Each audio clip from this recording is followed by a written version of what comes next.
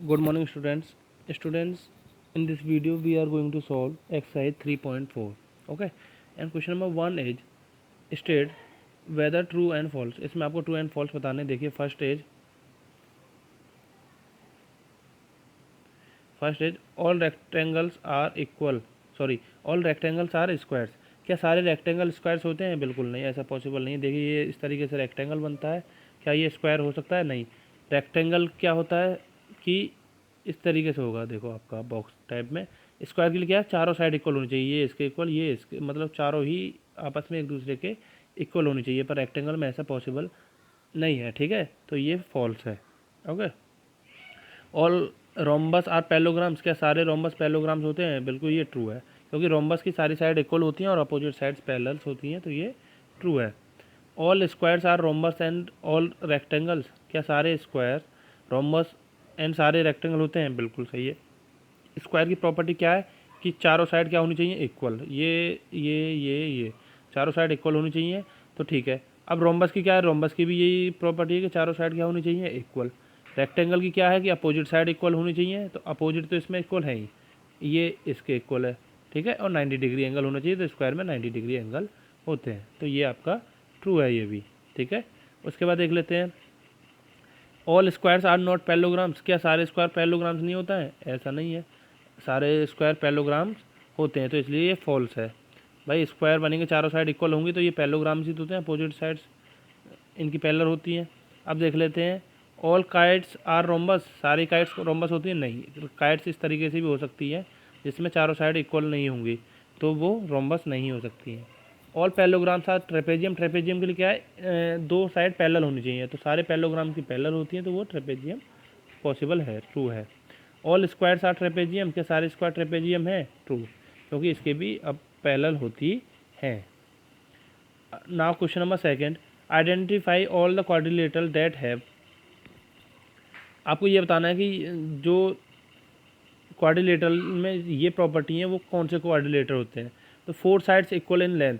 Four side equal हैं तो वो क्या होंगे आपके? एक तो रोम्बस होंगे, एक स्क्वायर होंगे. ठीक है, अगर वो चारों साइड उनकी इक्वल है. ठीक है, तो ये लिखा है rhombus and square have sides equal in length. अब फोर राइट एंगल, सारे राइट एंगल्स हैं, तो वो स्क्वायर भी हो सकता है, रेक्टेंगल भी हो सकता है. ठीक है, तो ये था आपका question number second. Now question number third, explain how a square is. आपको ये बताना है कि स्क्वायर क्या हो सकता है. अ क्वाड्रिलेटरल. भाई स्क्वायर की चार साइड होती हैं, तो इसलिए वो क्वाड्रिलेटरल है. ठीक है, दूसरा इसमें क्या है? A parallelogram. सेकंड है पैरेललोग्राम. स्क्वायर की अपोजिट साइड्स क्या होती हैं? पैरेलल्स होती हैं, तो इसलिए वो क्या है? एक parallelogram. And third one, a rhombus. Rhombus कैसे पॉसिबल है? रोम्बस इसलिए है कि उसकी चारों साइड इक्वल होती है, और रोम्बस के लिए भी चारों साइड इक्वल चाहिए, तो वो क्या है? एक रोम्बस भी होता है. Okay. A rectangle, last one is a rectangle. Rectangle के लिए क्या होता है कि अपोजिट साइड क्या होनी चाहिए? पैरेलल होनी चाहिए, इक्वल होनी चाहिए, और ये 90 डिग्री एंगल होनी चाहिए, तो ये चारों प्रॉपर्टी उसमें होती है, तो वो रेक्टेंगल भी होता है. ये बताना है. आप अपनी तरफ से रीजन रखेंगे, इसमें थोड़ा एक दो रीजन में थोड़ा सा मिस्टेक है, तो मैंने जो बताया उस तरीके से आप लिखेंगे. अब देखते हैं आपका question number four. Question number four is name the quadrilateral whose diagonals bisect each others. Name the quadrilateral whose diagonals. अब ऐसे क्वाड्रिलेटर बताना जिसके डायगोनल्स क्या होते हैं स्टूडेंट्स? आपको पता है कि इस तरीके से, कोई इस तरीके से अगर मान लीजिए क्वाड्रिलेटरल है, इसके ये वाली जो लाइंस होती हैं यही होते हैं आपके डायगोनल्स. अब वो क्या कह रहा है? Diagonals bisect each other. एक दूसरे को, बाइसेक्ट का मतलब है दो इक्वल पार्ट्स में डिवाइड करते हैं. ठीक है. दूसरा है आर परपेंडिकुलर बाइसेक्टर. देखो बाइसेक्ट ईच अदर, कौन से क्वाड्रिलेटर में ये पॉसिबिलिटी है कि वो उनका बाइसेक्ट करे ईच अदर को? तो देखो, the diagonals of a quadrilateral bisect each other than it's a rhombus. वो एक रोम्बस हो सकता है, पैरेललोग्राम्स हो सकता है, रेक्टेंगल हो सकता है, स्क्वायर हो सकता है. इन चारों में जो डायगोनल्स होते हैं वो उनको बाइसेक्ट करते हैं. अब सेकंड देख लेते हैं, are perpendicular bisector each other. Perpendicular bisector जो होते हैं वो किस किस में होते हैं? आपके रोम्बस और स्क्वायर में. इस कंडीशन में वो क्या हो जाते हैं? परपेंडिकुलर बाइसेक्टर, मतलब कि वो 90 डिग्री पे एक दूसरे को कट करते हैं. मतलब कि इस तरीके से अगर बॉक्स बन रहा है, इस तरीके से बॉक्स बनेगा. अगर इसमें ये जो रहेंगे तो ये एंगल जो होगा वो 90 डिग्री का होगा और दो इक्वल पार्ट्स में डिवाइड करेगा इन दोनों लाइन्स को। आर इक्वल किस में डायगनल्स इक्वल होते हैं? डायगनल्स इक्वल होते हैं आपके स्क्वायर एंड रेक्टेंगल में, ठीक है। तो ये थे आपका question number 4। Now question number 5। Question number 5 is explain why are rectangle is a convex quadrilateral. तो इसको स्टूडेंट छोड़ दीजिए, कोई ऐसा क्वेश्चन है नहीं ये। अब क्वेश्चन नंबर 6 देख लेते हैं। Question number 6 is A B C is a right angle triangle and O is the mid point of the side opposite right angle.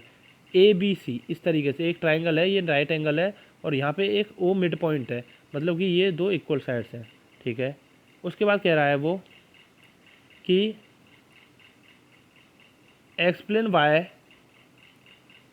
O is equidistance from A B C. तो आप ये explain कीजिए कि ओ जो है वो ए से, B से और सी से तीनों साइड से इक्वल कैसे है। तो इसके लिए क्या करेंगे स्टूडेंट, देखिए कैसे इक्वल है मैं आपको एक्सप्लेन करता हूँ। देखियो अब देखिए ए बी सी, अब ये इसके बाइसेक्टर होता है, मतलब दो इक्वल पार्ट्स में डिवाइड होते हैं। तो अब जब ये और ये इक्वल है और ये इक्वल होंगे तो फिर बी से ओ भी इक्वल होगा, ए से ओ भी इक्वल हो गया और सी से ओ भी इक्वल हो गया। बस इसी यही रीज़न था। क्यों? क्योंकि इसके डायगोनल्स हैं, ये एक दूसरे को बाइसेक्ट करते हैं, मतलब दो इक्वल पार्ट्स में डिवाइड करते हैं। तो ओ से ए इतना और सी से ओ, ये दोनों साइड क्या होंगी? इक्वल। अब क्योंकि ये भी दो पार्ट्स में डिवाइड है तो बी से ओ भी इक्वल होगा, तो वही सब लिखा हुआ है इसमें, देखेंगे आप। बस ये रीजन दे देना आपको इसमें लिख के। Since two right triangles make a rectangle where O is the equidistance from A B C and D because O is the mid point of the two diagonals of a rectangle. क्योंकि ये diagonals का mid point है, मैंने अभी बताया था आपको। इसलिए since A C and B D are equal, A C और बी डी डायगोनल से इक्वल होंगे और ये बाइसेक्ट भी करेंगे।